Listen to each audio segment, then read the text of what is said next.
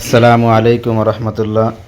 ঝিনাইদহ জেলার ঐতিহ্যবাহী আল আমিন দারুল উলুম কওমি মাদ্রাসার সম্মানিত মুহতামিম ও পরিচালক হজরত মাওলানা মুফতি আহমদুল্লাহ সাহেব হুজুরের হাতে একটি কিতাব দেখতেছি। হুজুর, এই কিতাবটি কী সম্পর্কে একটু জানতে চাই।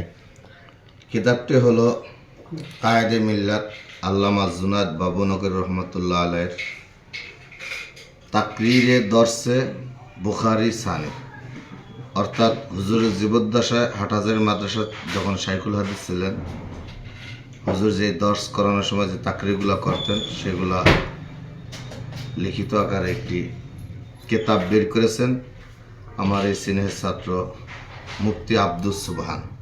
আমি কিতাবটি দেখে অত্যন্ত খুশি হয়েছি যে আমারই একজন ছাত্র সে বুখারী শরীফের একটি ব্যাখ্যা গ্রন্থ লিখেছেন।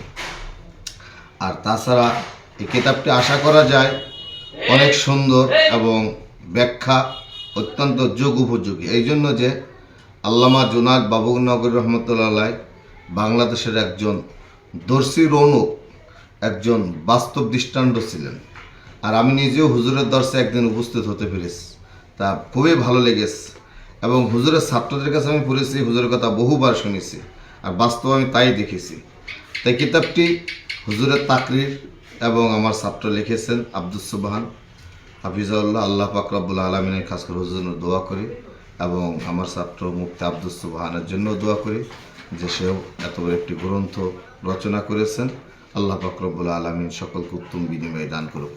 আর প্রিয় দর্শক, আমরা যদি এই কিতাবটি ক্রয় করি আশা করি অনেক ভালো হবে। বিশেষ করে জুনাদ বাবুনগর রহমতুল্লাহ আল্লাহর যে তাকরিরগুলা আমরা সকলে বুঝতে পারবো ইনশাআল্লাহ।